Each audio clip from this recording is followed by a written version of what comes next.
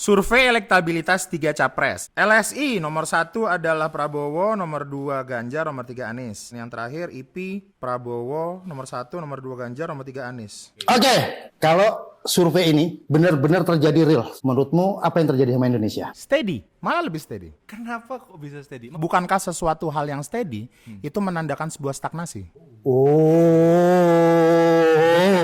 Iya, kita tuh tidak berkembang. Tapi kan itu bukannya memang karakteristik mayoritas orang Indonesia ya Pak ya, yang ngelihat sesuatu itu dari permukaannya. Bener, itu kenapa wajib belajarnya cuma 9 tahun. Itu kenapa kemungkinan menangnya dia gede. Tinggi, betul. Itu. Zaman dulu Sultan Syahrir sama Amir Syarifuddin tuh kalau misalkan diskusi di rumah Menteng, dia langsung nanya loh, gimana, pengen gimana buat Indonesia. Sekarang ada layer. Sekarang trennya itu adalah menjawab pertanyaan dengan pertanyaan baru. Lucunya, semakin pendapatan lu gede, semakin pajak yang lu bayarkan gede. Iya, Gede, progresif. ya. Dengan alasan bahwa ini adalah hak negara. Iya. Ayolah, kewajiban lu aja lu nggak lakuin, hak lu meminta. Lo makanya, kalau aku tuh selalu berani gini, ya udah, ayo kita ngobrol, ayo kita, misalkan kamu nggak setuju dengan statement saya, gitu kan? Iya, kita ayo berdialektika lah. jangan nyuruh polisi datang dong, iya. gitu loh.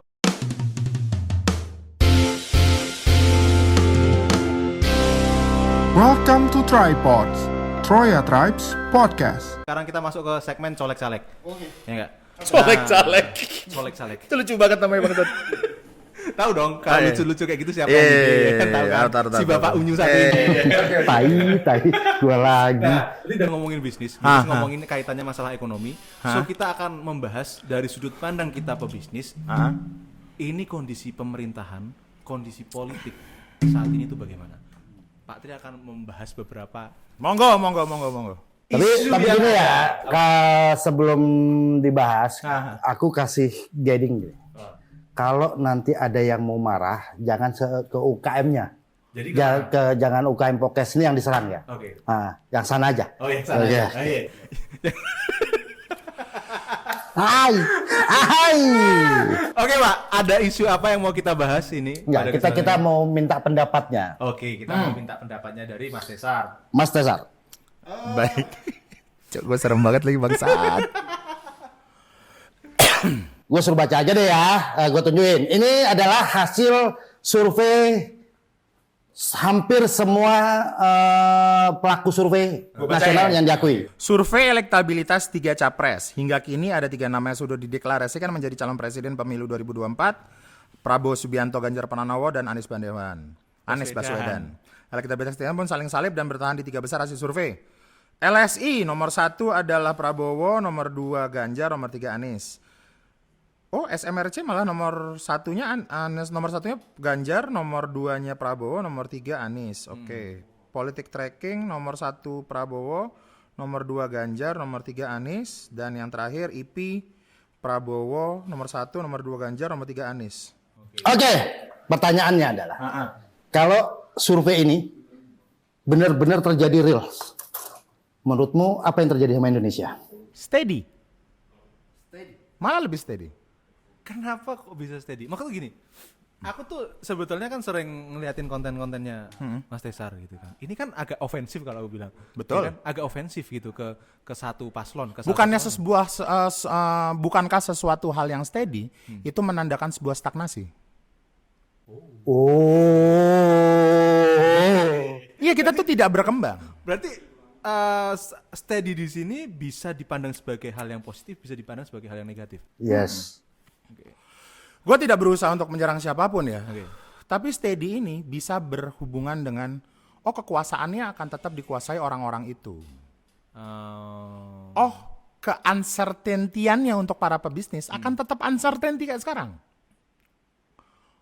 Which is kalau yang bisnisnya lagi bagus-bagusnya ya. Akan terus bagus. Yang mana mereka yang lagi memulai dan pengen berkembang, mungkin terus akan memulai dan berkembang. Oke. Tidak ada dinamikanya lagi.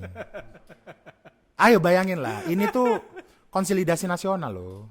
Berapa partai yang mendukung nomor 1? Nomor 2? Banyak banget. Banyak banget sih. Emang Berarti kan konsolidasi nasional. Sampai partai yang nggak punya suara pun dia dukung. Bisa jadi, rekonsiliasi nasional ini. Nah, makanya aku bilang, selama Enggak. Dia mulai mikir. Ada skip beberapa menit. Artinya dia coba menjaga. Tapi poinnya selama wajib belajar di Indonesia masih 9 tahun, kemungkinan besar nomor 2 menang tinggi. Iya. Karena gini Pak, aku nggak berani ofensif juga ya. Iya, tapi kan gini, yang namanya demokrasi itu kan majority voice. Oke. Iya kan. Masa kalau misalkan yang menang itu Iya benar. Ya kan makanya statementnya clear. Karena kan menyajikan sesuatu kepada penikmat yang tepat. iya betul. Wajib belajar kita 9 tahun loh. Oke, gue sih bantuin promosi aja ya nama IG-nya beliau. Boleh dilihat di sana setiap postingannya. Kayaknya agak nggak sinkron sih sama yang di sini. Enggak, tapi poinnya aku berusaha untuk menyajikan fakta. Oh iya betul. Bahwa betul. negara kita ini bisa berkembang dengan baik, tapi yang jadi permasalahan adalah kesulitan untuk menarasikan ya impian-impian dan tujuan itu menjadi perhitungan kuantitatif. Oke. Narasinya gede, tapi perhitungan kuantitatifnya nggak ada. Tapi kan itu bukannya memang karakteristik mayoritas orang Indonesia ya Pak ya, yang ngelihat sesuatu itu dari permukaannya. Bener, itu kenapa wajib belajarnya cuma 9 tahun. Itu kenapa kemungkinan menangnya dia gede. Tinggi, betul. Itu. Berarti mayoritas masyarakat Indonesia nggak usah dilanjutkan. Aku milih diam deh, bahaya ya. Bahaya. Oke, poinnya gitu. Oke, di mata seorang Tasar, kita nggak bisa bilang, kita nggak bisa buka background politiknya dia dong ya. Saya nggak aku buka juga, aku punya background politik. nggak, aku nggak mau buka di situ ya. Tapi gini, background pengusaha. Oke. Ya kita ngomongin sebagai pengusaha aja. Ya, idealnya Indonesia ini punya pemimpin yang kayak gimana sih di mata Tasar? Di mata saya. Di mata lu lah, masa ya di mata gue. Siapa gue? Yang pertama, pemimpin yang bisa head to head dengan para pelakunya. Head to head itu dalam arti bisa berkomunikasi. Itu yang menurutku 10 tahun atau 20 tahun terakhir itu tidak tersampaikan. Gini loh. Pemimpin kita itu, presiden kita itu, bentuk negara kita adalah republik. Yes. Oke, yang mana republik ini harusnya mengandalkan komunikasi 2 arah. Ya. Ya. Harusnya dong. Oke. Zaman dulu Sultan Syahrir sama Amir Syarifuddin tuh kalau misalkan diskusi di rumah Menteng, dia langsung nanya loh, pengen gimana buat Indonesia? Sekarang ada layer. Sekarang trennya itu adalah menjawab pertanyaan dengan pertanyaan baru. Nah, ya.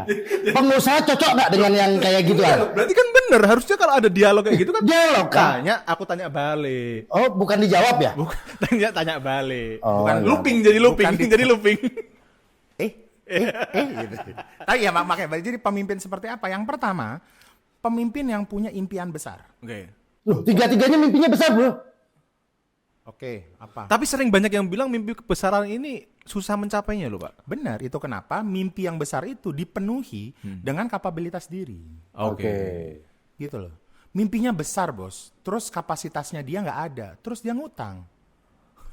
Utangnya kebesaran tidak diperbolehkan oleh DPR. Dia suruh BUMN untuk ngutang. Lu tahu nggak sih utang Indonesia sekarang berapa total? Setauku 5.000 berapa? 7.800. Udah 7.000 sekarang tuh. Nah, itu triliun kan? Itu utangnya negara. Lu tahu utang BUMN berapa? Oh, enggak tahu. 7.800 juga. BUMN itu badan usaha milik negara kan? Bukan ini Nina. Bukan. Berarti utang Indonesia ada Double. 19.000. Gila. Iya. Masih belum jadi utang terbesar sih. Utang terbesar masih punya Jepang. Nah, tapi kan selalu narasinya adalah, nggak gitu ngelihat hutang, bahwa ngelihatnya berdasarkan PDB, Iya. perbandingan antara pendapatan, Kapasitas dengan mereka kapasitas untuk bayar. membayar utang. Oke, ngerti. Cuman apakah kapasitas membayar utang itu berasal benar-benar dari pemerintahnya? 2 tahun yang lalu PLN rugi loh. Lucu loh, perusahaan tanpa saingan rugi loh. Iya. Ya, masih terus mati terus ya. Perusahaan tanpa saingan loh. Bener kan? Tanpa saingan loh. Kalau misalkan kita berjualan beras organik terus rugi karena ada beras organik lain yang Wajar dong. kan persaingan. Ya. Ini saingannya siapa? Iya dong. Mohon maaf. Enggak, ini di sini nih kondisinya bukan cuma hostnya yang khawatir.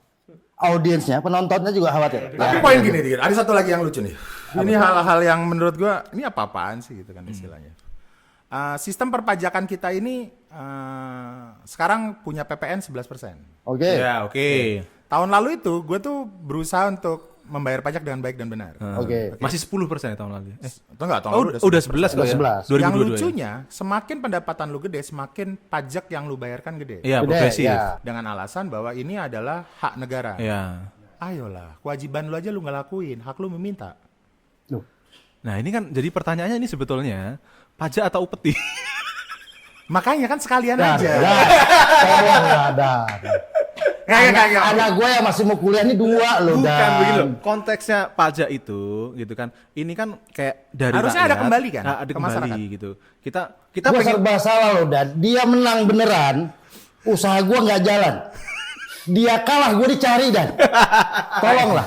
Tapi oke, aku pernah berdiskusi sama salah satu teman ngomongin tentang apa sih yang bagus dari pemerintahan 2 periode terakhir. ya.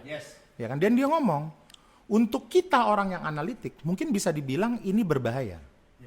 Untuk mereka yang menerima kebermanfaatan yang mereka bagus sekali. Contohnya siapa? Bapak gue selalu bilang. Jadi gue punya teman yang bapaknya itu kena sakit dan cuci darah. Oke. Dia daftar BPJS dan ditanggung full semua, dan dia merasa bahwa gila aku dibayarin negara. Oke, clear sampai situ. Jebret. Terus ngomongin tentang jalan tol. Jalan tol di mana-mana, kita bisa mudah dari Surabaya ke sini, bisa segala macam. Oke, manfaatnya dapat di masyarakat. Question mark-nya adalah berapa utang BPJS saat ini yang tidak membayarkan hutangnya kepada rumah sakit? Berapa utang negara terhadap tol? Betul. Ya kan? Dan berapa pendapatan dari tol untuk mensuplai hutang tersebut? Ya kan? Itu kan hal di belakang. Ya. Yang orang-orang mendapat kemanfaatan tidak peduli akan itu, yang penting dia dapat manfaatnya. Sehingga negara ini sebenarnya memilih presiden yang cocok dengan karakteristik dari pemilihnya. Iya, betul. Mau itu hancur negaranya nggak ngurus, yang penting cocok.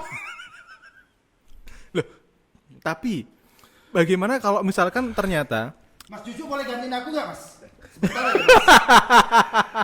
Ya bener loh. Utangnya BPJS ke rumah sakit tuh sekarang udah bunyinya triliun loh. Gitu loh.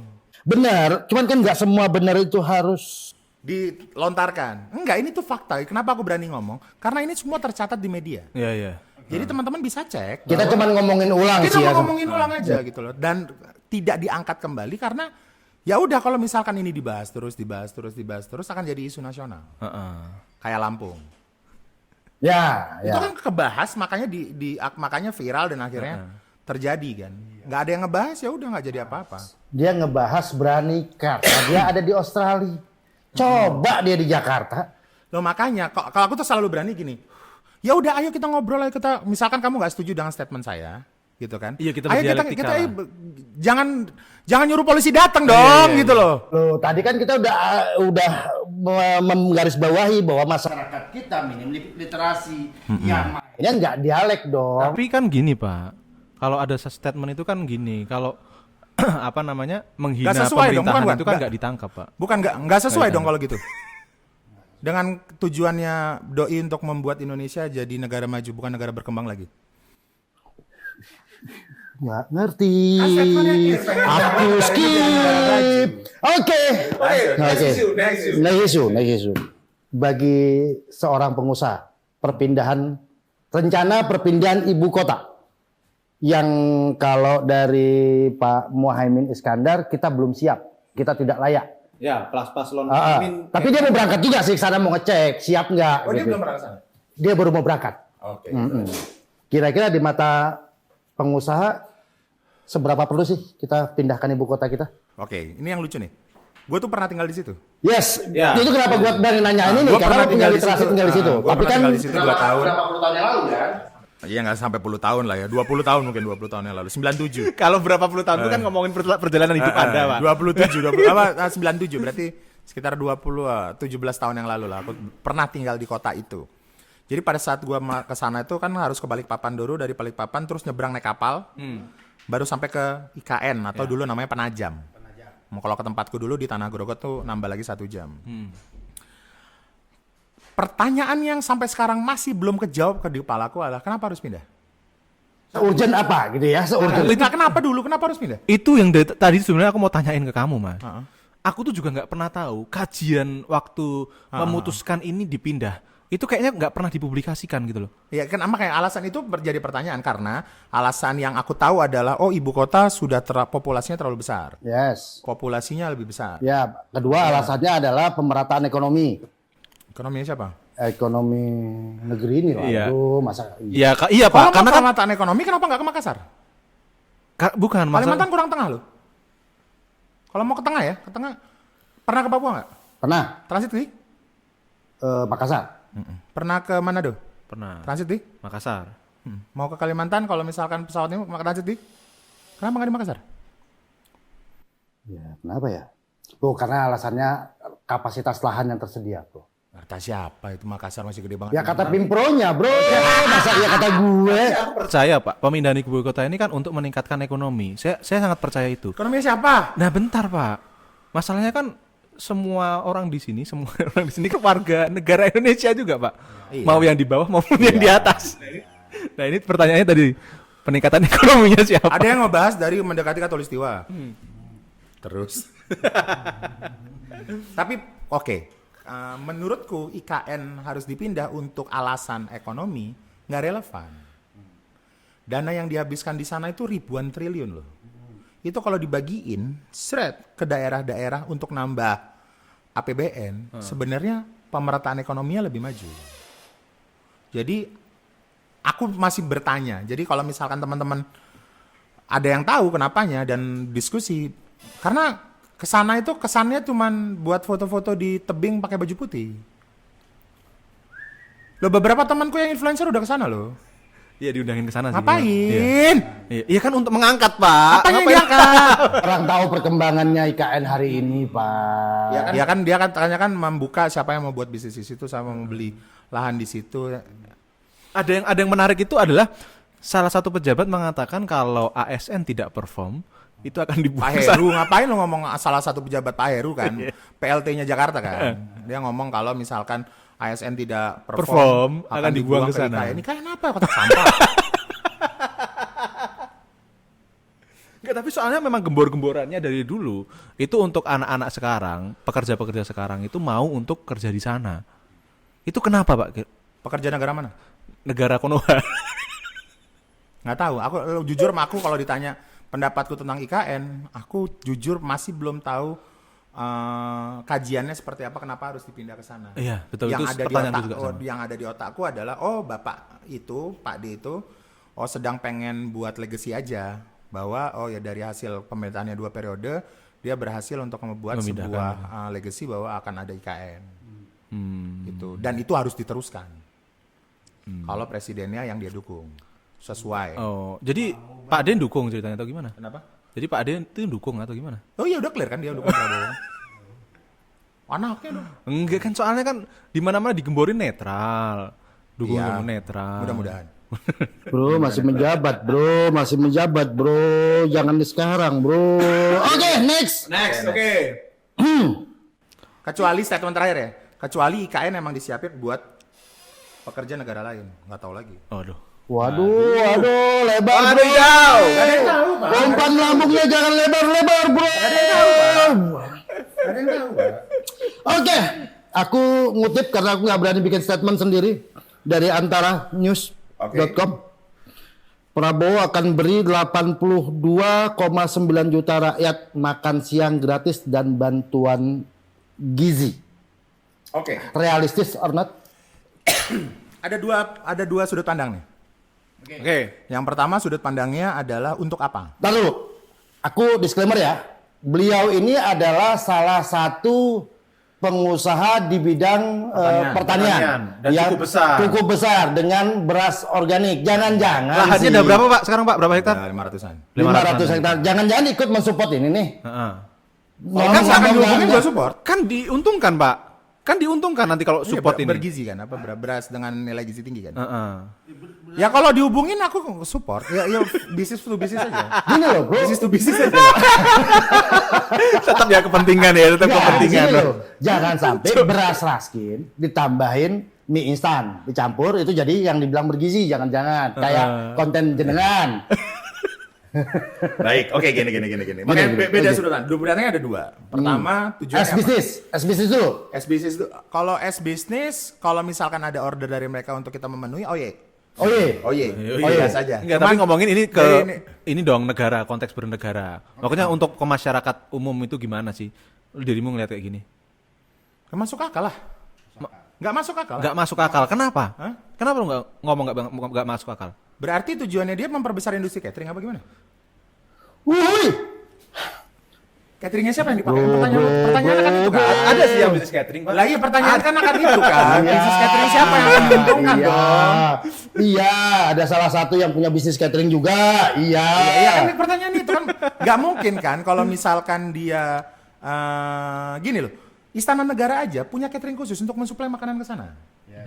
Bahkan aku lagi nyari jalan nih gimana caranya kita bisa suplai beras ke sana. Oke. Lewat catering tersebut. Nggak semua vendor loh bisa mensuplai itu. Karena kenapa? Lu tahu sendiri pemerintah kita kalau bayar vendor tuh berapa bulan? Lo cok bener cok. Iya, ada yang punya utang. Ya, oke. Ditagih susah lu ya. Mas kita tol banyak yang kagak bayar loh. Jadi berarti nggak semua pengusaha emang bisa menjalankan proyek ini karena mereka tidak punya ketahanan yang cukup. Betul. Hanya mereka yang wealthy-nya cukup yang bisa mensuplai proyek 400 triliun itu. Berapa? 82,9 triliun. Juta orang. Ya, anggarannya 400 triliun. Iya. Nah, oke. Sudut pandang pertama, buat apa itu dulu aja? Tujuannya buat apa? Buat anak-anak ini kan yang ditargetkan adalah anak-anak sekolah, anak-anak balita, ya toh. Biar tambah cerdas di jalan, di sekolah. Dia jalan menuju ke sekolahnya, biar beneran ke sekolah, nggak mampir tengah jalan, ya toh. Sekolah, pinter, biar jadi generasi bangsa yang generasi emas. Oke, berarti ada isu stunting yang dibahas di situ. Iya sih, cuman mungkin mentwistnya aja bahwa dia nggak mau ngangkat kayak di DSC bro, nggak boleh nyebutin stunting. Oh, nggak boleh nyebutin isu. Jadi kesannya kita nggak susah-susah banget lah. Oke. Pertanyaan selanjutnya adalah makan siang gratis untuk anak. Berarti anak itu udah minimal SD atau kelas 6 tahun ya? Yes. Apa umurnya 6 tahun ya? Ya sama ibu menyusui sih. Sama ibu menyusui. Makan siang ibu menyusui gimana sih? Mohon maaf. Ya ibu menyusui juga bagian dari program ini. Ibu menyusui dan ibu hamil itu kebagian dalam program ini agar anak-anak yang lahir sehat. Itu penuh gizinya, terpenuhi gizinya. Kalau itu benar. Kalau misalkan mau ngasih subsidi untuk ibu hamil dan menyusui itu benar untuk mengatasi stunting. Yes. Tapi apakah ibu hamil dan menyusui cuma makan pas makan siang? Iya. Kan dia ada makan pagi sarapan, Yes. ada makan malam, nggak makan siang doang yang harus disubsidi dong. Iya. Berarti harusnya bukan makan siang yang disubsidi, tapi supply-nya disubsidi. Oh. Menurutku ya. Iya. Sehingga narasinya salah, bukan masa. Jangan-jangan makan siang gratis itu cuma gimmick, jangan-jangan. Nggak ada yang tahu. Karena programnya aneh cuy. Makan siang gratis. Ayolah. Yang pertama itu. Yang kedua, subsidinya dari mana? Dari Dananya? dana APBN. Dana APBN-nya dari alokasinya dari pendidikan. Itu loh yang aneh. Jadi kualitas pendidikan yang otaknya dinaikin, kualitas pendidikannya diturunin. Maksudku begini Pak, kalau ini dari dana pendidikan. Kan posnya berasal dari dana subsidi pendidikan. Iya. 400 triliun itu sepertiga dari APBN pendidikan loh. Usahamu terganggu loh Dan. Bukan gitu. Kalau ini aku bisa kasih komentar. Karena kenapa gini? Ini kita ngomongin ini APBN pendidikan ada yang buat makan nggak? Nggak ada sih. Setauku nggak ada. Iya, makan otak dong harus. Makan otak. Karena gini, kita ngomongin pendidikan ini salah satu yang paling jadi konsideran adalah gaji guru. Iya, masalah tenaga pendidiknya. Gitu loh, masalah tenaga pendidiknya. Yang mana? Jangan makan siangnya para tenaga pendidik. Maksudku gini loh Pak, kita sampai ke daerah-daerah itu kita tuh ngerasain gap yang luar biasa antara tenaga pendidik di Jawa aja sama di luar Jawa itu gapnya lumayan besar. Aku bisa bercerita karena aku dari SMP pindah ke SMA. SMP ku di Berau, Tanjung Redep, Kalimantan Timur. SMA aku di Surabaya. Pada apa saat yang dirasain? Pas kelas 3 terus aku pindah ke Surabaya, ikut les-lesan dulu waktu itu tuh ikut GO. Wah ngerasa 3 tahun gue goblok ya Alhamdulillah. Anco itu pelajaran apa co? Aku gak masih ngerti co, ya Allah. Sumpah. Jadi aku harus les 2 bulan untuk ngikutin pelajaran yang ada di Surabaya pada saat itu. Untuk ngejar ya, untuk ngejar. Nah itu apakah memang itu nggak bisa diselesaikan dulu gitu? Maksudnya? Berarti kan kurikulum yang salah. Sekarang ada banyak ya. kurikulum merdeka loh. Iya. Oh, ya. Di mana pengertian merdeka adalah setiap guru merdeka untuk meluluskan siapa muridnya yang dianggap pantas untuk lulus. Iya. Event itu? Setiap daerah. Oke. Berarti kendalinya berada di guru kan? Ya. Gurunya kompeten nggak? Lah itu yang jadi Sama pembahasan. nggak? Bukan. Kompeten mungkin kompeten. Tapi apakah Kompetensinya merata apa tidak? betul? Iya, iya, iya. Nah, sekarang kompetensinya belum merata, pendidikannya masih timpang, kasih makannya sama. Jadi yang diratakan adalah Gizinya. gizi makan.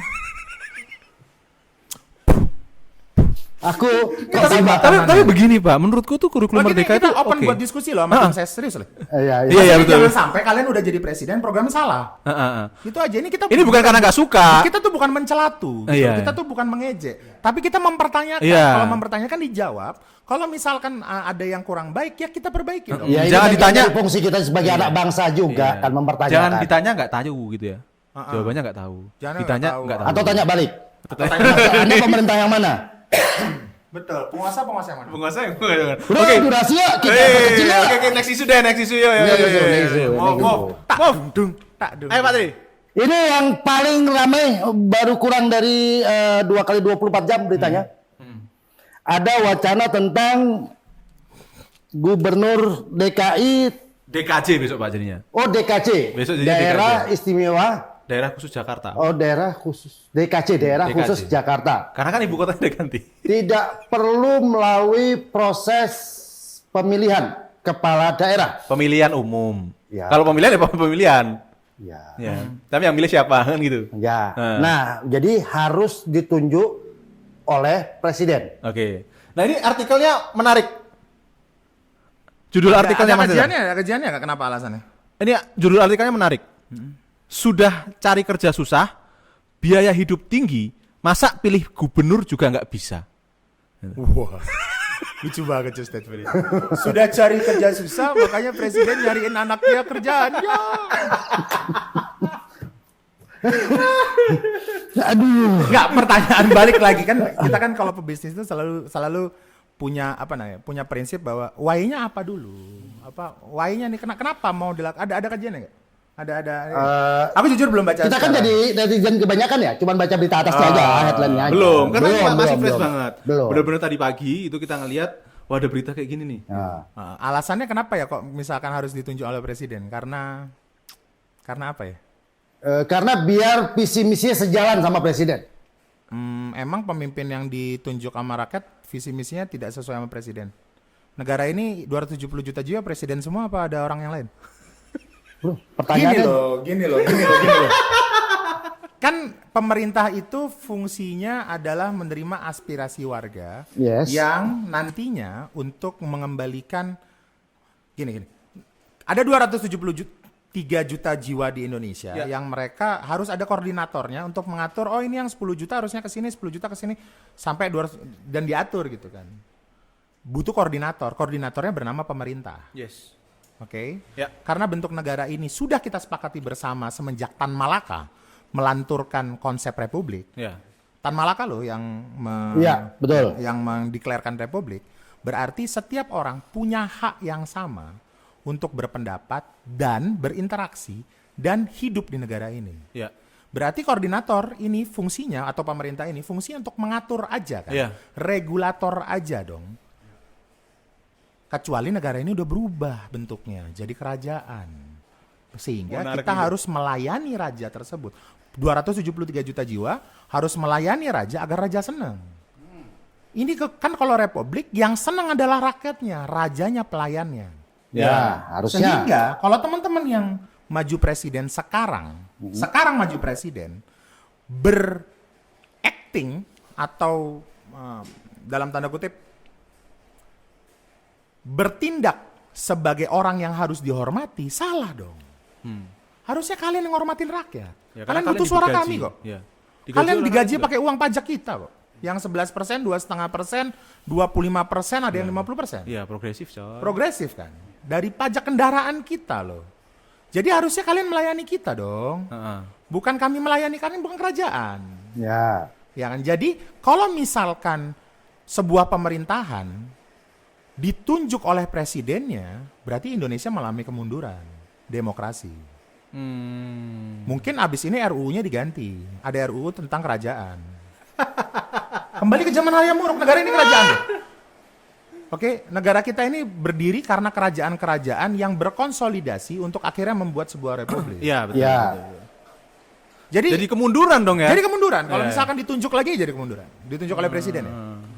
Karena tugasnya si pemerintah pusat di Jakarta ini adalah mengkoordinasi rakyat yang ada di, Iya, di yang Jakarta. 270 juta itu. Bukan kalau di Jakarta Oh, ya ya, di Jakarta. Jakartanya Iya. gitu. Menurutku ya agak kemunduran deh. Ada isu lain mungkin Pak? Ini aku belum baca kajiannya jadi agak takut keselimpat. Oke. Tapi pengertiannya kayak gitu ya? Pengertiannya kayak gitu. Tapi kan memang pada masanya kan memang kepala daerah itu pernah ditunjuk oleh presiden ya, zaman dulu ya. Pernah, zaman Soeharto. Zaman Soeharto. Zaman Orde Lama. Orde Lama. Tapi kan saya waktu zaman Orde Baru dan Orde Lama saya masih kecil. Oh, jadi belum tahu ngerasain itu ya? Belum tahu Oh gimana? iya, masih kecil. Berarti kan wajar kalau nggak tahu. Berarti tahu dong, ibu hamil tuh butuh zat tertentu yang Asam sulfat. Atau- H2SO4. ini relevan loh, orang kimia loh, teknik kimia yang ngomong loh. Asam sulfat. Allahu Akbar. Asam Oh, iya. folat Pak, asam folat. Oke. Asam folat. Masih ada berapa isu, Pak? Hah? Masih ada berapa Udah isu? saya gua kayaknya di sini aja udah meriang gua. Oh, Ini iya. udah panas dingin loh. Udah panas dingin ya? Udah panas deg-degan, dingin. udah pucet dia. Enggak. Aku kalau gitu memberikan sebuah statement soal narasi pengusaha terhadap pemerintah ya. Pengusaha itu kan membangun bisnisnya itu dinamis. Yes. Oh hari ini ada apa, mereka harus menyajikan apa ke Ya. customer. Sangat dinamis sekali. Nah dinamisme ini sebenarnya harus klik atau harus cocok sama regulasi. Kalau regulasinya uncertainty kayak seperti ini, Ya. ya gimana ya pengusaha tambah hancur dong. Dinamisme bisnisnya ya akan agak susah gitu. Dan hancurnya pengusaha ini mempengaruhi ekonomi Indonesia secara selamat makro. 98 sebenarnya karena UMKM. Ya. 2008 Indonesia juga selamat gara-gara UMKM. Bukan dari pengusaha gedongan yang ada katanya 9 naga 7 samurai itu. Udah nambah ada 7 sebenarnya. Aduh, jenggolnya kebanyakan.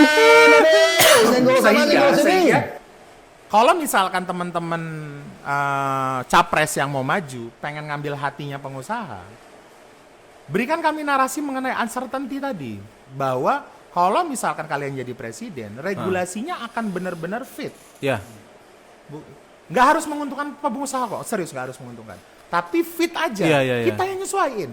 Karena yang dinamis kan kita. Heeh. Kalau peraturannya seperti itu, udah kita yang menyesuaikan. Iya. Tapi jangan dirubah-rubah peraturannya dong. Tapi pakem gitu loh ya. Tapi pakem. Tiba-tiba ada RUU mengenai dana hibah pesantren. Yes. Apa konsepnya? Ngajarin orang-orang buat nyumbang terus. Enggak akan mau menumbuhkan kewirausahaan dari lingkungan pesantren, Pak. Iya, tapi investasi ya bukan hibah. Kalau itu investasi, kalau misalkan menumbuhkan kewirausahaan tuh harusnya investasi bukan hibah. Ya. Diajarkan buat tidak menjadi peminta-minta. Ya. Oh, iya. Oke. Di Jawa Banyak Timur isu. kalau kamu Hah? terakhir kalau di Jawa Timur kalau kamu berangkat dari Surabaya ke Banyuwangi, di jalan kamu bisa ngelihat tukang kupu-kupu itu mungkin ada 40-50 orang. Banyak Tahu banget nggak tuh. tukang kupu-kupu yang pakai Iya, tahu. Iya, pakai jaring, pakai jaring, atas nama minta masjid. sumbangan buat masjid. Iya. Ya. Dan itu terjadi pada saat gue di Banyuwangi mulai 2010 sampai 2000 sekarang 2023 itu masjid nggak jadi kayaknya itu. Kok masih ada ya? Kok masih ada ya? Serius 13 tahun gue ngelewatin jalan itu pengemis masih ada loh pakai penangkap kupu-kupu terus minta sumbangan tuh masih ada terus loh. Nah, kalau memang jamaahnya belum ramai, kenapa perlu membangun masjid yang lebih besar?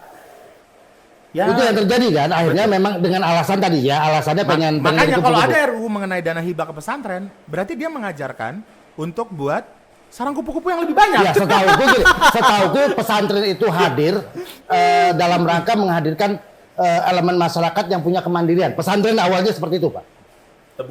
Tebu ireng, bahkan gontor, let's say gitu ya, yang tidak terpengaruh mau kondisi ekonomi gimana di Indonesia, mereka tetap survive secara mandiri. Dan pesantren itu adalah penopang ideologisnya Indonesia, menurutku. Itu kenapa di Pancasila nomor 1 ketuhanan yang Maha Esa. Iya. Negara manapun nggak ada yang dasar negaranya nomor 1 ketuhanan tuh nggak ada, cuman Indonesia aja. Canggih dong, keren dong. Hebat dong. Kenapa? Apapun kembali ke Tuhan. yang ke Tuhan. Sehingga kalau misalkan pemimpin negaranya tidak kembali ke Tuhan, ada yang salah. Berarti dia tidak mengayomi asas nomor 1. Ya karena udah mulai yang disenggol banyak banget ya podcast UMKM ini. Nggak jadi UMKM ya? Kan temanya colek-calek. Colek-colek. Iya. Tapi Last statement deh. Oke. Statement terakhir. closing statement Closing untuk statement keadaan politik kita hari ini, ya terutama untuk menjelang Pemilu 2024. pemilu 2024. Sebagai di mata seorang pengusaha ya, aku nggak bilang kamu anggota partai lo ya. Galas. Nah. Di mata Ahmed Tesario udah gitu Ahmad aja. Tesario.